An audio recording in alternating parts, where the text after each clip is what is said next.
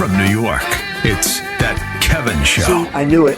Come on, Kev. What's a few classified documents between friends? I told you all the time. I knew it. I knew he had some too. Here he is, That Kevin McCullough. All right, very glad to have you with us and very thankful to have some really good expertise to evaluate the debate and the non-debate that took place this week. My next guest is someone who not only was responsible for setting a few of these things up, is probably very glad that he's no longer responsible for that thing. Sean Spicer, former White House press secretary for President Trump, and before that, press secretary at the Republican National Committee. Sean, it's good to have you back.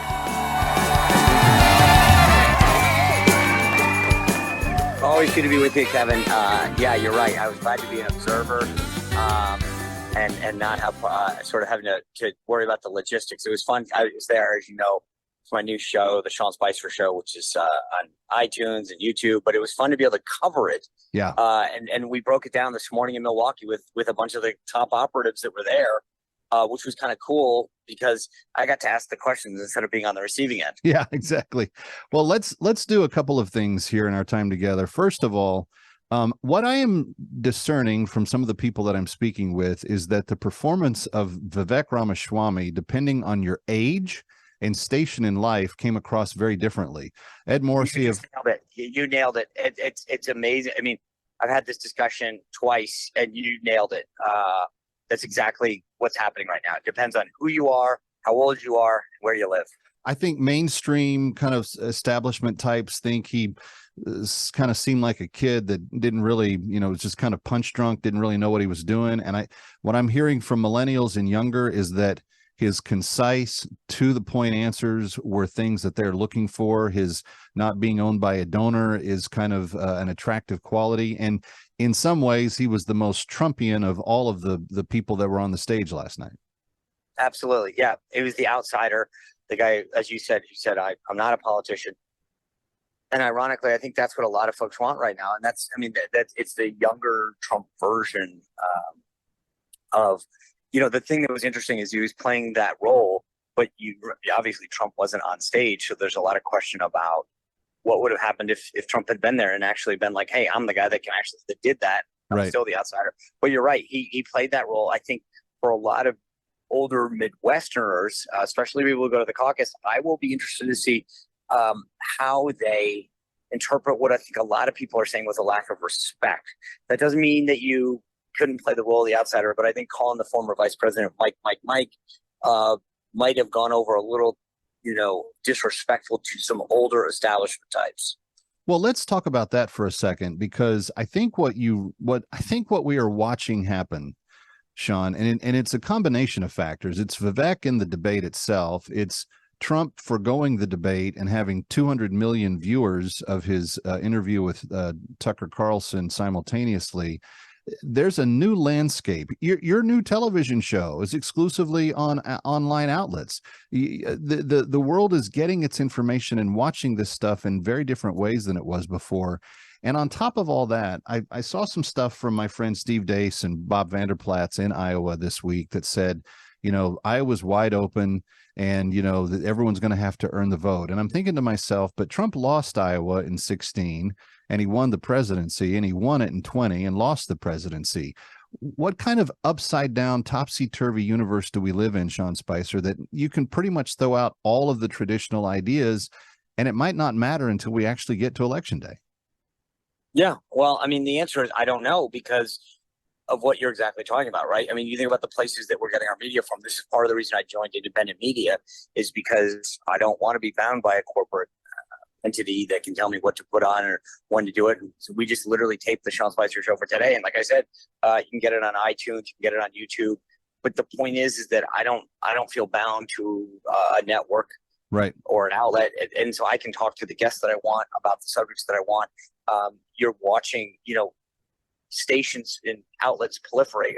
The Daily Wire, The First, all of these things are moving because people are saying, my questions, my thoughts, my priorities, my ideas aren't doing this. And then you get a guy like Ramaswamy who's saying, I'm 38 years old, I've never been part of this before. And yet he's number 2 in the polls, right?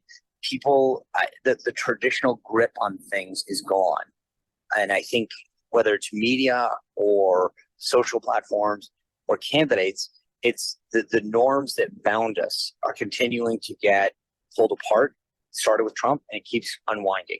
I think that's one of the reasons why, no matter how much Chris Christie or Mike Pence, or to some degree even Nikki Haley, flailed last night, they weren't able to land any of those real championship blows. Somebody who needed to, and in my estimation did not, was Florida Governor Ron DeSantis. I don't think he had a bad night, but in terms of the distance between him and President Trump right now, he has a gargantuan chasm to cross. And I think that Trump last night, by not being there and doing his separate interview, I think he's distanced himself from the pack a little bit more. You probably didn't get to see it until after you got back to your hotel room, but what did you make of his interview with Tucker reached more viewers than all of the debates combined in the 2020 cycle.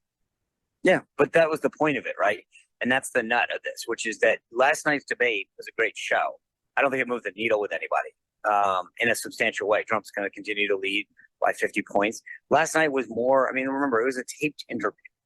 This was about making sure that everybody understood, hey, I'm still in charge. I still command the biggest audience. You guys go have fun doing what you're doing. And the point was made, the largest debate prior to, we don't have the numbers today, but it was 17 million in 2015. Within the first 2 minutes, the interview on Twitter had, tens of millions. Right. And so, look, the world is upside down. Trump is still the 800-pound gorilla. And I think one of the things that I will harken back to how you started this with respect to Ramaswamy, there were different audiences. Last night, DeSantis was playing big donors that are funding his super PAC and saying, stick with me, keep sending me money. I just need to keep going. And that's the difference, is that we're different audiences digesting the debate last night. Did Vivek get a job in the future Trump administration last night? Sure. I talked to Don Jr. right after the debate. They were all speaking highly. I think he likes it. I just don't know that Vivek wants one, but I mean, you got a guy that just built billion-dollar companies. Does he really want to go in and run the Department of Commerce? I don't know. Yeah. And I also don't know that he wants to be a number two, but look, stranger things happen. I was part of the Trump administration. We had a lot of folks from different backgrounds that shook things up. Maybe he does. I think he'd be great in government for certain roles.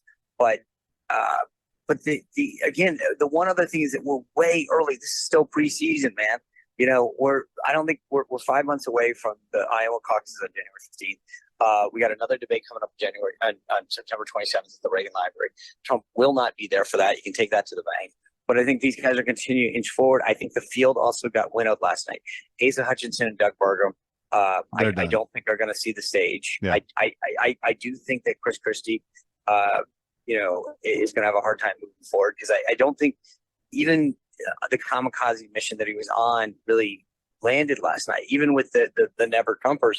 I don't think he had the opportunities that he was hoping for to get those one-liners across. Yeah, no, I think that you're exactly right. Sean Spicer, appreciate your analysis. You served our country quite well in the administration of number 45, and I'm grateful to have you in the media speaking truth to power as often as you can, and now in an independent way. Thanks for being with us. Well, thanks, Kevin. I always appreciate your friendship and support. You got it. Kevin McCullough coming right back from New York. Don't go away. Ready or not, he'll be right back. That Kevin.